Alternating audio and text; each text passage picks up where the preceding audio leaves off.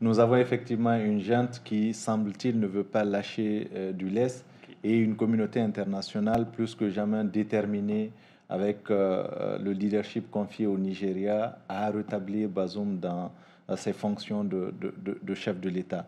Nous savons qu'il y a un ultimatum qui expire dans quelques heures et un ultimatum au-delà duquel une intervention militaire pourrait effectivement avoir lieu. Mais si on essaye d'analyser les contours de cette intervention, on se rend compte que effectivement la CEDEAO est face à son destin, est face à sa crédibilité, est face à sa survie. Et c'est la survie de la CEDEAO, de la démocratie en Afrique de l'Ouest, précisément au Sahel, qui est en train de se jouer. Et donc, au niveau interne, la CEDEAO, plutôt le Nigeria, semble être aujourd'hui divisé parce qu'il y a une partie du Sénat, notamment les États du Nord, qui ne souhaitent pas cette intervention et qui veulent privilégier la voie du dialogue. Et de l'autre côté, vous avez un président qui est déterminé à tenir ses engagements face à ses pairs, face au monde entier.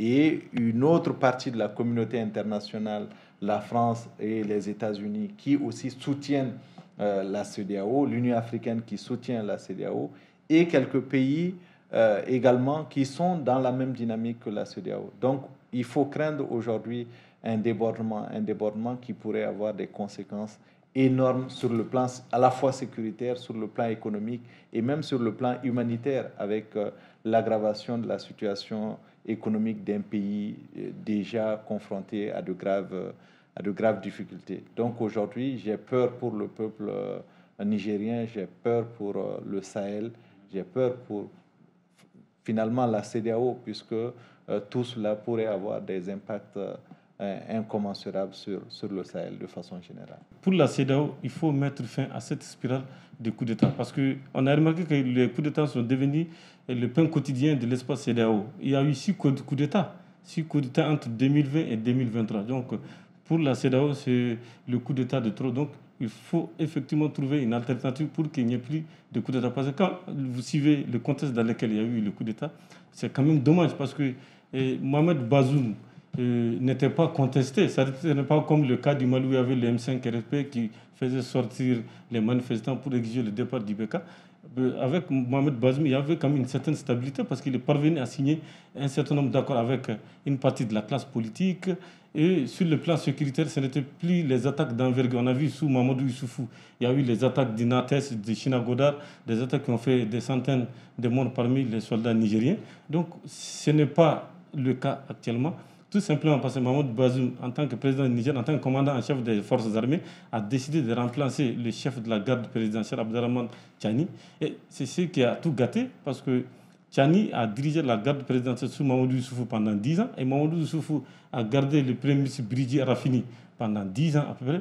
Donc pour Tchani, ça ne devrait pas arriver. Or, vous savez que quand on est dans un État, il y a des règles à respecter. Le Niger est un État démocratique, il y a une constitution, il y a le président de la République qui est élu au suffrage universel. Okay. Donc pour la CEDEAO, un général ne peut pas se lever du jour au lendemain et venir le déposer. Donc pour certains pays de la CEDEAO, il faut agir. Et j'ai même appris par voie de presse que le Sénégal, la Côte d'Ivoire et le Nigeria sont disposés à envoyer des troupes. Mais Etienne l'a rappelé, une partie des autorités nigériennes ne sont pas d'accord avec le fait d'utiliser la force. Il faut toujours employer le dialogue comme seul moyen. D'ailleurs, c'est pour cette raison qu'il y a un sultan du Nigeria, accompagné de l'ancien président Abdul Salami Aboubakar.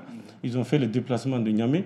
Mamadou Issoufou s'est impliqué. Il y a Salou Djibo, le tombeur de Mamadou Tandia également, qui est en train de s'impliquer pour pouvoir trouver une solution à cette crise. Et d'ailleurs, l'Algérie a fait savoir qu'il faut être prudent parce qu'une intervention militaire au Niger risque d'aggraver la crise sécuritaire parce que le précédent libyen est déjà là. Maintenant, pour revenir à l'ultimatum de la CEDEAO, moi je dirais de la CEDEAO d'avoir la sagesse d'accepter les choses qui ne peuvent pas changer.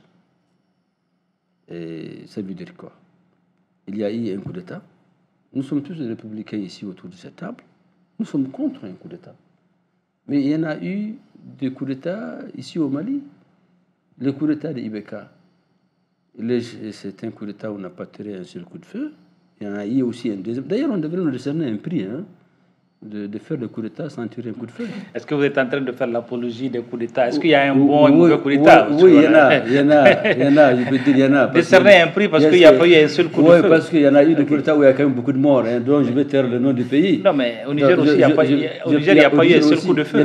Donc, c'est pour vous dire que... Est-ce qu'on doit décerner aussi un prix pour les putschistes nigériens? Le modus operandi a changé. Donc, le Nigeria, aujourd'hui, les chefs d'État sont menacés dans leur existence en disant que si nous laissons ce coup d'État passer, on est à découvert. Personne n'est à l'abri. Donc il faut absolument qu'on réinstalle celui qui a été démocratiquement élu à 55%. Qu'il soit contesté ou pas, ce n'est pas là le problème. Mais il faut se rendre à l'évidence qu'on ne peut pas réinstaller aujourd'hui Bazoum par la force. Et le Sénat nigérien a pris une décision hier, ou c'était aujourd'hui, pour dire qu'ils ne sont pas d'accord. Mais rappelez-vous que le même Sénat nigérien aussi a opposé son veto quand il s'agissait de la Gambie. Mais Buhari a passé autre. Donc la décision du Sénat nigérien n'aura aucun impact sur ce qu'ils veulent faire.